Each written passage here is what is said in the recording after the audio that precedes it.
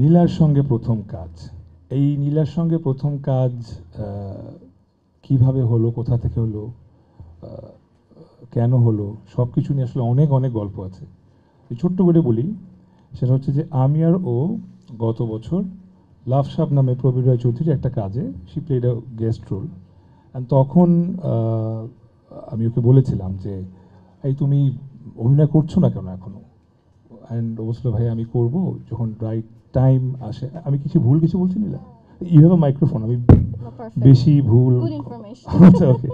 So তখন থেকে I was looking for an opportunity যে নীলা সঙ্গে কখন কাজ করা যায়, কিভাবে কাজ করা যায়।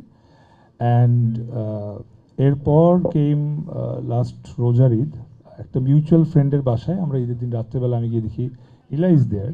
অ্যান্ড সামহাও তখন আই ওয়াজ অলরেডি প্ল্যানিং যে নীলার সঙ্গে একটা কাজ করব। সো ওই দেখাটা না আসলে একরকম একটা উপরওয়ালার ইশারা ছিল, যাই তোরা কাজ কর একসাথে। So something like that. এরপরে আমি বের হওয়ার পর জাস্ট 4-5 দিন পর রাখি আমাকে বলে ভাইয়া, ওর মোবাইলে একটা ভিডিও দেখায় যে উনার সঙ্গে কাজ করলে বা উনি কেন কাজ করতেছে না। সো সব কিছু আসলে একদিকে পয়েন্ট করছিল যে আমাদের আসলে একসঙ্গে কাজ করা উচিত।